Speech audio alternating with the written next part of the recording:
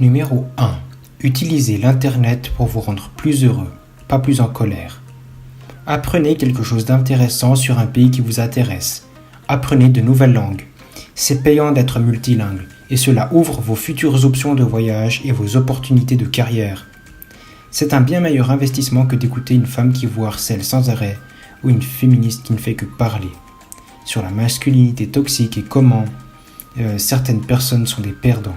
Ignorez aussi les cyniques de la Black Pill et les incels qui ont récemment infiltré certains réseaux de masculins. Ceux qui disent qu'apprendre une langue est inutile. Tout est inutile pour ces gens-là. Laissez-les continuer à être des poneys monolingues à un coup pour le reste de leur vie. Ce sont les mêmes personnes qui disent que soulever des poids et faire du sport est inutile, elles qu'elles n'ont pas le temps. Pourtant, ils ont le temps de regarder des heures de contenu scandaleux et se battre sur les médias sociaux. Ça en dit long. Rattrapez vos animes préférés, les sorties de jeux vidéo. Regardez quelque chose en ligne qui vous inspire, ou quelque chose d'idiot qui vous fait rire, ou quelque chose qui vous fait sentir bien. Et c'est mieux que de ruminer de la rage et de la tristesse et d'être négatif. Ne laisse personne te faire sentir mal à propos de tes hobbies, surtout quand ils passent leur temps à faire des bêtises, à écouter les potins de célébrités et à regarder des feuilletons tous les jours. Numéro 2. Apprenez à identifier les personnes de bas niveau plutôt que les détester.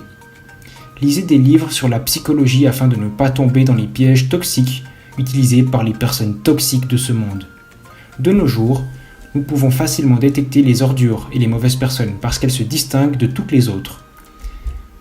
Il y a des milliards de personnes étonnantes dans le monde qui attendent de vous rencontrer. Ne devenez pas un reclus découragé ou un solitaire dépressif juste parce que la petite portion de la population toxique de la planète n'a pas de chance d'être heureuse.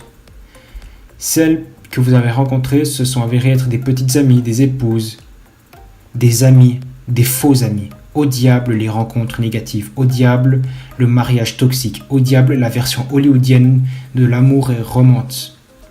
Concentrez-vous sur le fait d'être entouré de bonnes personnes, de bonne qualité, qui vous aiment réellement. Des hommes et des femmes, des petites amies et des femmes et des copains et des maris et la famille. Et prenez le relais. Vous verrez bientôt à quel point les rencontres et le mariage sont inutiles. Du moment où ils sont toxiques, lorsque vous serez heureux sans cela. Si vous décidez de mieux contrôler les gens autour de vous qui vous intéressent, de mieux contrôler les relations que vous avez autour de vous, qui vous laissez entrer dans votre vie ou pas, vous allez grandir grandement et vous allez attirer des femmes et des hommes de qualité dans votre vie. Et cela sera bon pour votre santé physique, mentale et votre bien-être. Numéro 3. Donnez la priorité à votre santé physique. Même si vous n'êtes pas quelqu'un qui fait de la gymnastique, qui fait 7-8 heures de sommeil, marche, fait du yoga, boit de l'eau et mange moins de conneries qui désintoxiqueront votre corps, vous pouvez quand même trouver un moyen simple de prendre soin de votre esprit et trouver des moyens de rendre votre vie plus agréable et plus géniale. La meilleure revanche que vous puissiez rendre sur vos ex est de faire de votre mieux pour devenir aussi sain que possible, tout en donnant au monde un sourire de défi chaque jour. Jetez un coup d'œil aux féministes toxiques et radicales, aux libéraux détraqués et au reste des déséquilibrés, qui sont des victimes perpétuelles de leur propre destin, constamment indignés à la recherche de quelque chose à dire à propos des gens qui essayent de travailler et s'en sortir, à la recherche des gens négatifs. Il n'est pas étonnant que beaucoup d'entre eux aient l'air plus âgés qu'ils ne le sont en réalité. Je connais des gens à la fin de la vingtaine, mais les amis de la famille gaffent et me demandent comment est l'université malgré le fait que j'ai obtenu mon diplôme il y a plus de 8 ans. Je prends 2 jours de vacances par mois. Un signe majeur de l'état d'esprit d'un homme est qu'il peut brûler de l'argent plusieurs fois par mois pour aller à des rendez-vous ou acheter des cadeaux pour impressionner les reines du drama tout au long de l'année. Mais à la seconde où je leur dis que je vais passer les 2 prochains jours à me gâter, tout à coup, ils sont très soucieux de l'argent et économes. Je ne vais pas mentir, ces 2 jours sont un week-end sous stéroïdes. J'en ai fait trop et je me suis beaucoup lâché avec mes amis en me faisant la fête et en profitant de la vie. Mais il faut qu'il y ait un méga simp qui qui essaye d'impressionner sa déesse qui vient la ramener envers moi pour me dire que je suis nul.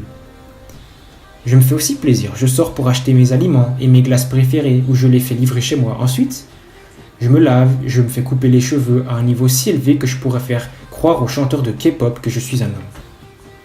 Parfois, j'achète des articles de rénovation.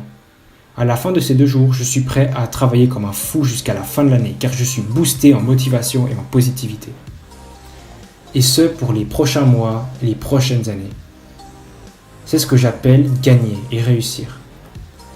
Numéro 5. Pensez à votre bonheur long terme. Je doute qu'un vieil homme sur son lit de mort puisse dire ce qui suit.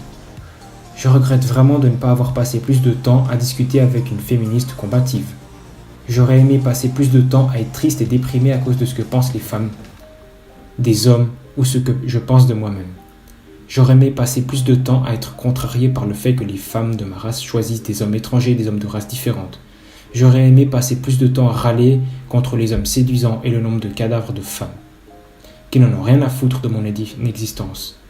Quand je serai sur mon lit de bord, je veux penser à tous les moments extraordinaires que j'ai passés sur cette planète.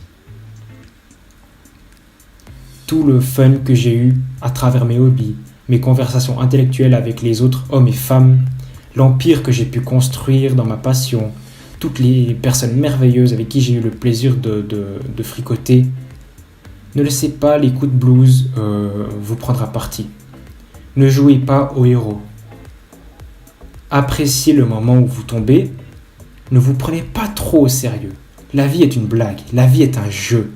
Ne devenez pas faible et fragile.